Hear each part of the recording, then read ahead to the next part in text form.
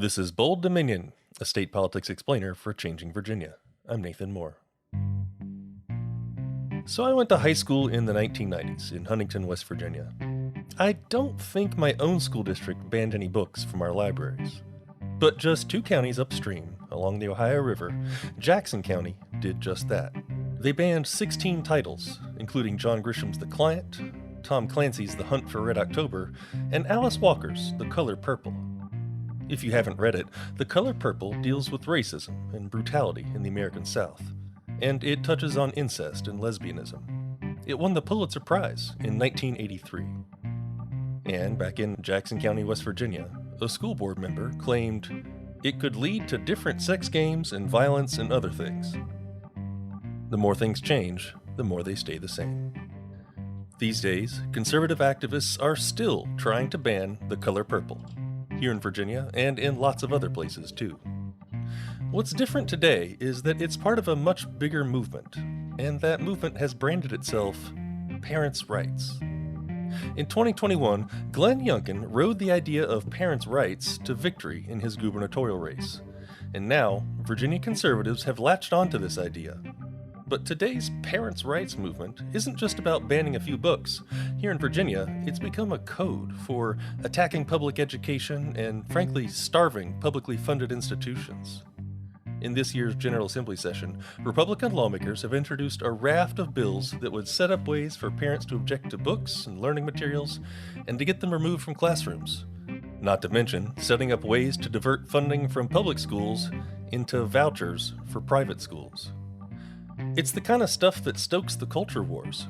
And at what cost? What exactly is going on here? They want to destroy the public sector. This is the stated goal of both some of the dark funders and some of the more right-wing politicians. It's a frightening prospect. That's Bob Peterson, an educator and the founder of Rethinking Schools. That's a grassroots magazine for social and racial justice in education. In the second half of today's show, he'll walk us through the bigger picture of why the right wing is attacking public education and what it could mean if the project succeeds. But first, let's dig into what's going on right now in Virginia. Republican lawmakers have introduced a slew of bills that are of concern to librarians. Bold Dominion producer Ariane Ballou spoke with Executive Director of the Virginia Library Association, Lisa Varga. She spoke with us this Tuesday, just after she testified about several of these parental rights bills up for debate in the Assembly right now. Today I had the opportunity to speak out against 3 bills that the Virginia Library Association and our membership oppose for a variety of reasons. And the bills today were House Bill 1448, House Bill 1379, and House Bill 1903, which all dealt with various aspects of education and school libraries. And what we see as a lot of legislation being created overall that doesn't necessarily benefit the student, the parents, or the educators. And this has been part of a much longer discussion that has been going on since prior to the gubernatorial election last year. And we saw a trend in people getting very involved in their children's education mid and post-COVID. We went from a period in March of 2020 where educators were on these pedestals. Everyone appreciated them and was thanking them for keeping these kids engaged on computers. And as time went on, it seems that there's become a faction of folks that are opposing education in any way and doing their best to legislate the daily activities of every educator in Virginia in the public school system. So how is that manifesting in terms of legislation? What does that look like, and what are they trying to do? So, for example, in House Bill 1448, Robert Orrock is stating that they would like to see an adoption of model policies for the selection and removal of books and other audiovisual materials available to students in public school libraries. This is the exact definition of collection development and a process and a science that librarians have been educated about for decades. We have always had policies about selection and removal. The point is each collection in each school, in each individual school's library, is its own living, breathing thing. You have a limited volume of shelf space. And so what are the books that earn their place on the shelf? And the selection criteria typically has to do with timeliness, relevancy, community interest, and the community interest would be those students and what their interests are. And then also it has a parallel to the standards of learning, so that the library is supporting the instructional material in a school. And I guess we're surprised to see that someone wants to legislate those policies of collection development, but not necessarily be exploring the collection development as an art or science. I mean, this sounds like this is your expertise as librarians. Yes, I think there is a fundamental misunderstanding of what librarians do, the research that they put into every element of their day, and the education they require for us to be called librarians. People have this image of the library from when they were younger, especially if they haven't been in one lately. And libraries are not run by volunteers. They are run by educated professionals, and their opinions should matter. And I think a lot of the legislation we are seeing is creating a lot of additional work for librarians. It is mostly administrative things that already are happening, but they are now being legislated. And it's all being done under the guise of parental involvement, which is not something librarians have ever tried to stop. There's always been opportunity for parental involvement, for a parent to challenge a book and say, I don't think that this book should be in your collection. And the librarian and the school have an opportunity to explore that book and say, well, is this the right book for this environment, or should we be looking at another resource that might be more relevant? If I'll give you some context, right? Back in 2016-17, there was some legislation that was known as the Beloved Bill that made its way to Governor McAuliffe, and he vetoed it. That legislation had originally been created / pushed by a mother in Fairfax, Virginia, whose son read Beloved and had some night terrors, and she believed that this book did not belong in AP English 12. So remember, voluntary class, elective, level 12 is generally 17 and 18-year-olds. So the Beloved Bill makes its way through, and it basically has to do with banning and censoring books. And Governor McAuliffe was not about it. Then when we had the gubernatorial debate between previous Governor McAuliffe and candidate Youngkin, there was this discussion of education in their debate. The next day, there was a video that was being shared on Twitter of Ms. Murphy from Fairfax saying that Governor McAuliffe did not want her involved in her child's education. So that was troublesome and problematic because it was very vague. It wasn't actually giving the full story, and things just went. I mean, education became the hot topic of the election. And so we weren't surprised when we started seeing some bills come through last year that had to do with parental control and certain terminology being used in legislation. So SB 656 passed, and people are implementing that from the 2022 year, starting on January 1st. And we are seeing some of the effects of that. And at the same time, there was an issue in Virginia Beach, which is where I live, where a delegate filed a lawsuit against 2 books, against the authors, publishers, and booksellers or distributors of the material. And those petitions were vacated by a judge who actually found in favor of the authors, publishers, and booksellers and libraries for distribution of materials, and clarified that books could not be called pornographic, that books could not be called obscene, because what was happening, and this was happening at all school board levels in Virginia, people were showing up to school board meetings and reading passages out of context and getting people all riled up and making them think that there was porn or obscenity in school libraries. Those books, you have to judge on the entire context, not out of context passages. And so people were doing what they were doing to get clicks and likes and media attention and sound bites. And Unfortunately, we had a very loud minority that was getting a lot of attention. So looking at those bills, they're talking about legislating ways for parents to get involved and affect the sort of decision-making process of choosing books for libraries and curriculum. Let's assume they pass. What does that look like? What is the effect? Going back to what I said earlier, it does create an astronomical amount of work. And so it prevents librarians and educators from doing the jobs that they have already been asked to do. Nobody is giving them more hours in a day. No one is taking away other responsibilities from them. We just keep adding on to them. And I think that education, the quality of education that is provided to those students will absolutely suffer. I do think that we could have a chilling effect on whether or not kids are able to explore their libraries and be in touch with concepts that they might not otherwise. There's this element of serendipity in a library, of discovery, kids finding books. My concern is that the lasso that they're trying to put around this group of a certain number of books, whether it's 12 books or 47 books or whatever, actually ropes in a lot more, many more books that these folks aren't necessarily seeing the long-term problems with.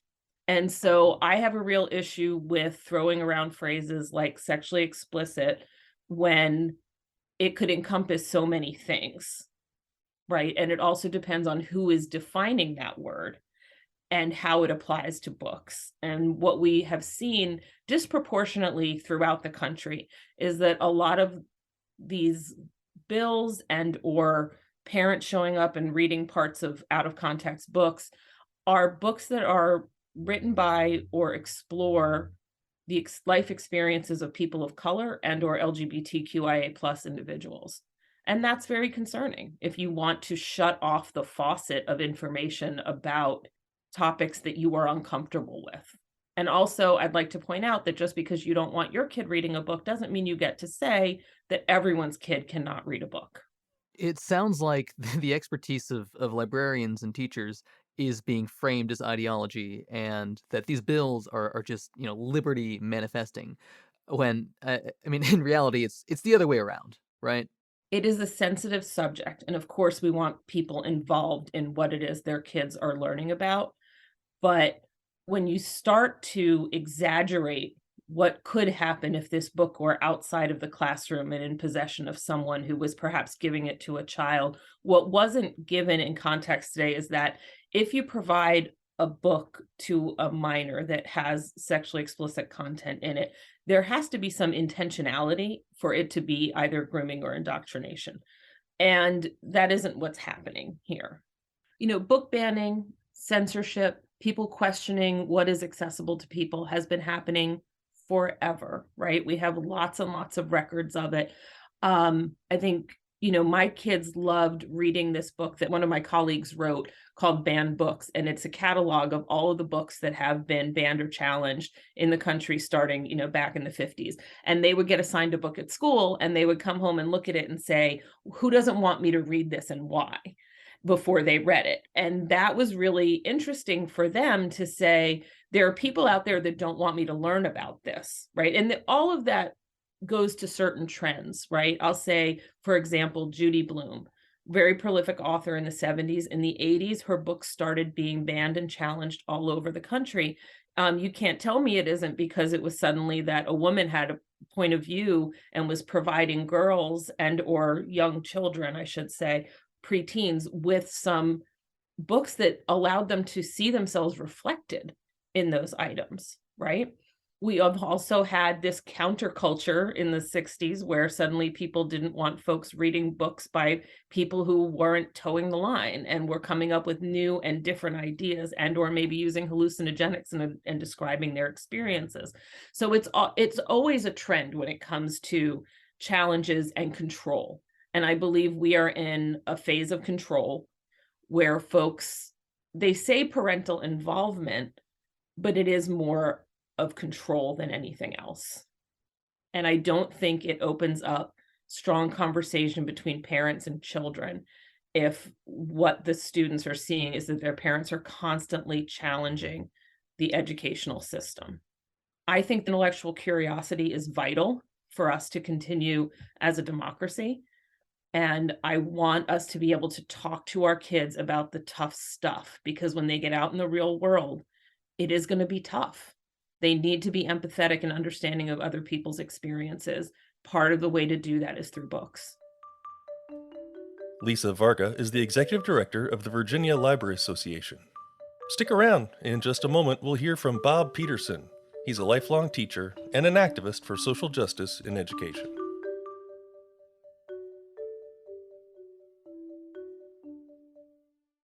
You're listening to Bold Dominion, a state politics explainer for a changing Virginia. Visit us online at bolddominion.org. And I want to tell you, we're looking for good ideas to cover in future episodes. If you've ever had a question about state politics, something that just didn't make sense, you want somebody to explain it to you, well, let us know. We might be able to help.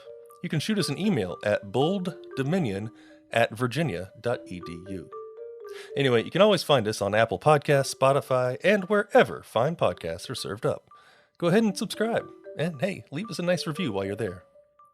Bold Dominion is a member of the Virginia Audio Collective, online at virginiaaudio.org. Check out all the podcasts from the collective, from science to history to music and community affairs. We amplify the voices of people in our community and help them tell stories that matter. You can listen and subscribe at virginiaaudio.org. And we're back. So we just heard from a Virginia librarian about some of this year's proposed legislation. Now let's zoom out and see how all that fits into a bigger picture. Bob Peterson is an educator and activist who taught 5th grade for 25 years. Now he serves as a representative on the board of directors for Milwaukee Public Schools in Wisconsin. He's also the founder of Rethinking Schools, a national magazine for social and racial justice in education. Bob Peterson spoke with Bold Dominion producer Aryan Baloo.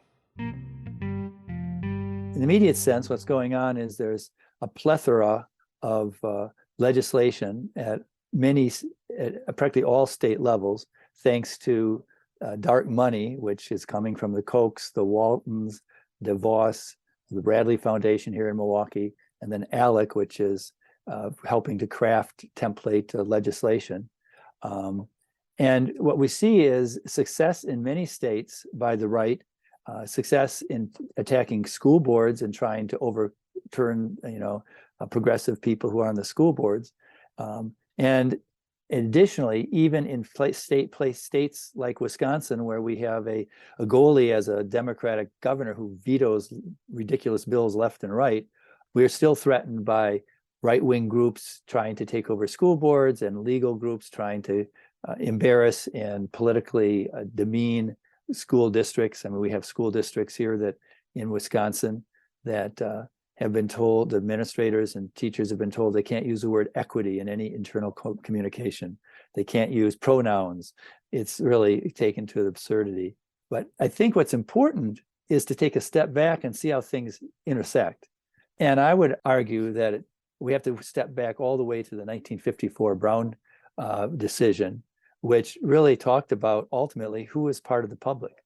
Is it just white people going to public schools, quality public schools, or should everybody?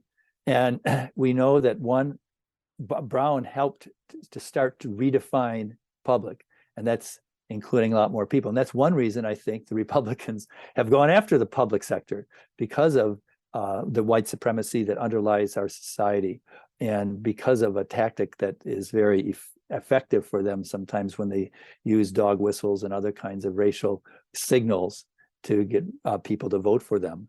But there was a huge white supremacist response to Brown. In fact, your Virginia Senator Harry Byrd called for massive resistance in 1956. And before that, the year before, a fellow by the name of Milton Friedman with the University of Chicago School of Economics, he called for basically ending public schools. He said privately conducted schools can develop exclusively white schools, exclusively colored schools, and mixed schools. And he has been a factor for many years in terms of providing the ideological backdrop for the Republicans' attempts to dismantle public services, and particularly public schools. Now, then on top of that, though, we had, moving forward, that's sort of the background. Prince Edward County in Virginia closed their public schools for 5 years. from 59 to 64. And then finally, the federal courts said, no, you have to service people. During that time, when they were closed, of course, tax-funded vouchers for white people were given to go to white academies. That's the origin of vouchers in this nation, a pretty sordid origin. And then as we move forward through history, we see the Republicans on a regular basis using dog whistle tactics to try to further their dwindling electoral support across the country. And I like to quote Charles Blow, a New York Times reporter, who stated, "Republicans are using their tried and true playbook of fear-mongering about the rise of otherness and the displacement of whiteness, white patriarchy, and dominant white narrative. Critical race theory has simply become their latest tool." And it's something that, you know, progressive people should really step in and help school boards and teachers and students who really are fighting to have accurate teaching presented in their school. The other thing that's important is the role of dark money. And, you know, 2010 Citizens United was passed by the US Supreme Court. And since then, you have the Koch brothers, the Waltons, the Voss, the Bradley Foundation, the Uline Foundation, pouring money into not only federal elections, state elections, but school board elections. And that's happened in Virginia, it's happened in Wisconsin, it happens recently in Florida, where tens of thousands of dollars are being poured into races that would usually, you know, just be in the hundreds in terms of what is spent. So something you mentioned that I appreciate is the existence of dog whistles, or these tactics like CRT and parental choice that kind of create a sense of plausible deniability, or a smokescreen for what they really want, which is, we want more power and want to do things with that power to, push a certain ideology. And I was wondering if you could talk a little bit about what is that ideology that tactics like CRT are serving sort of as a shield for? What is really going on there? Well, I think another part is certainly the homophobia that comes up, not just white supremacy. And that's been a growing tendency within the right for some time, obviously, as people have supported and LGBTQ plus people have won their rights. You know, it's a way for Republicans to again build fear, fear of the other, fear of people who are not like them, fear of trans people, et cetera.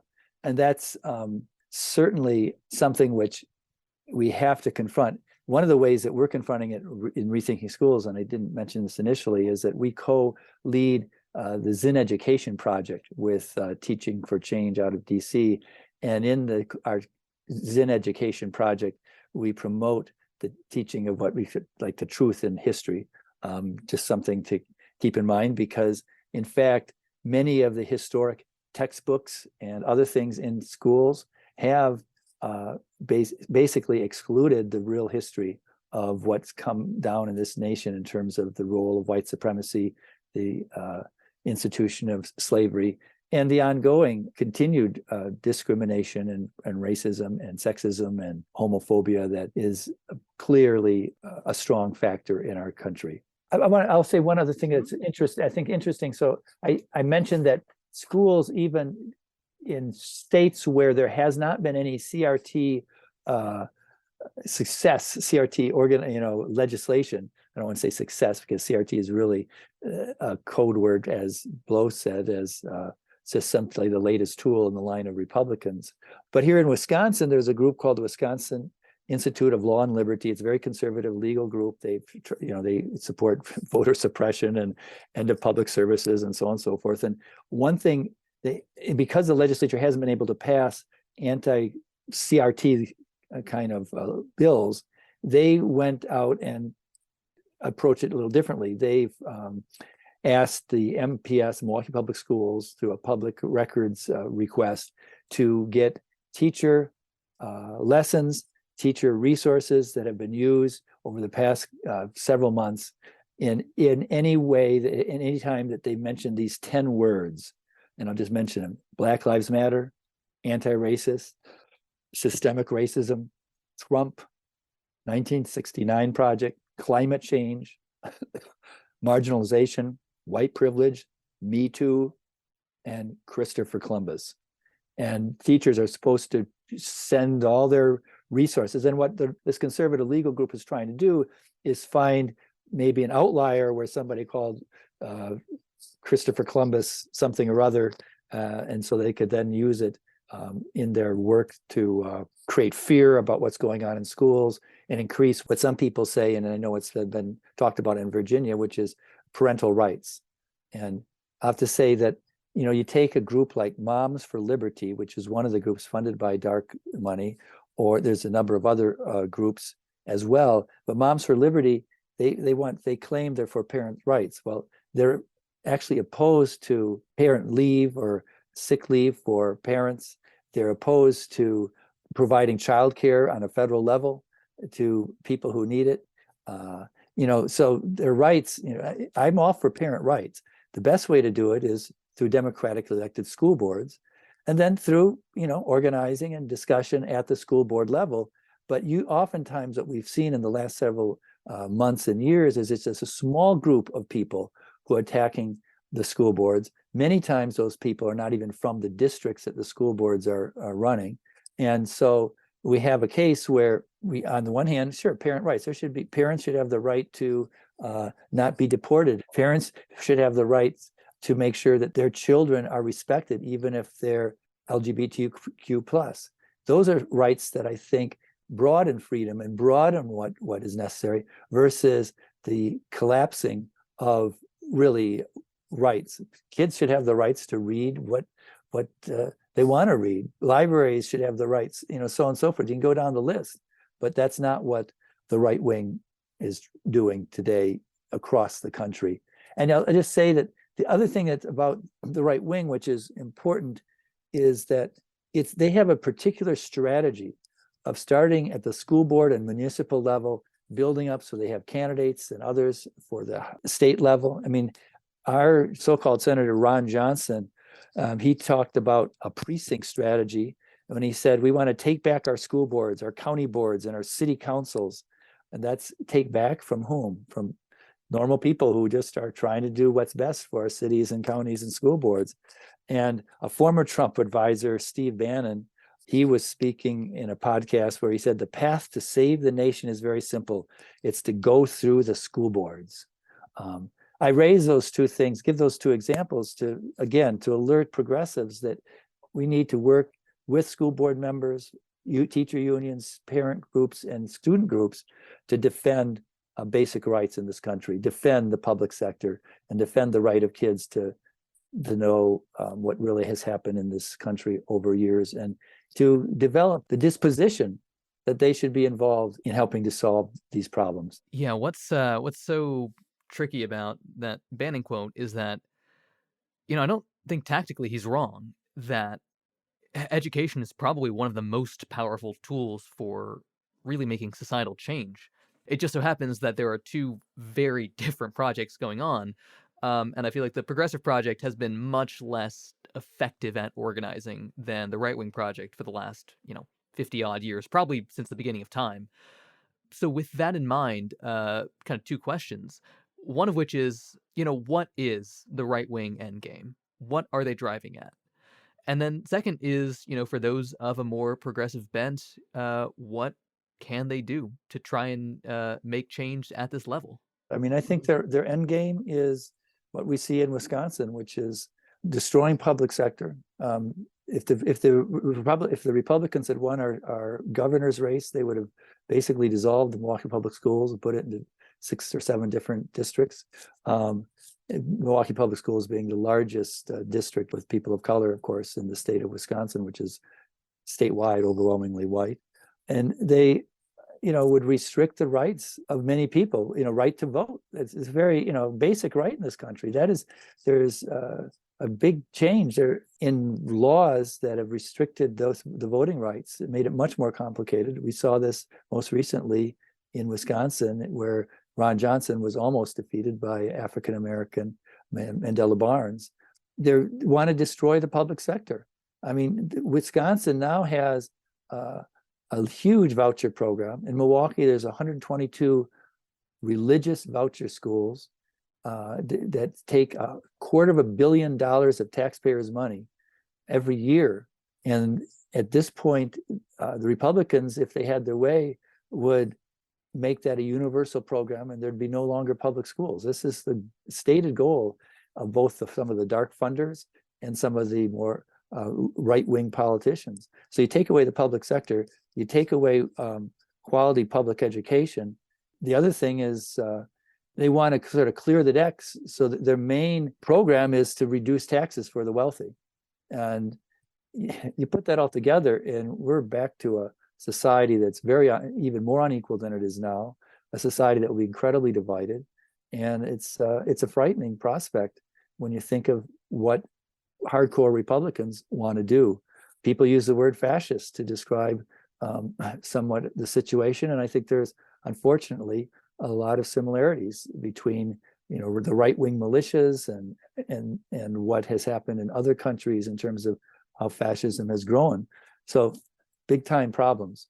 In terms of what people can do is one, support your local library. Support, we had a case where in Wisconsin, a northern suburb of Milwaukee, the library put on their front lawn of the library that we welcome all people in the city, or something like that. And pretty soon there was a group of right-wingers who wanted to take that sign down. And they actually got that passed at some meeting, but then when other people heard about it, they said, no, we got to have another meeting. This is ridiculous. So people have to stand up. People have to be alert to what's going on.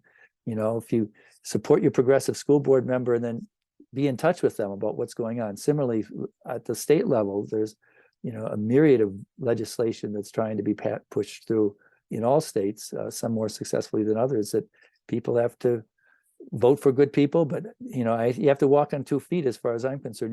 We have to work for progressives in elections, but we have to be in the streets. We have to be at mass rallies. We have to really protest. And by doing that, both those things, we have a chance to return this great ship to a more democratic and egalitarian society, something that people have struggled for since the slave-owning founding fathers founded this country. Bob Peterson is an educator from Wisconsin and the founder of the magazine Rethinking Schools. Thanks to him, and also to the Virginia Library Association's Executive Director, Lisa Varga. My name's Nathan Moore, and I'm the host of Bold Dominion. Our producer and editor this week was Aryan Balu. You can find us online at bolddominion.org. And don't forget to subscribe, it's just a click away.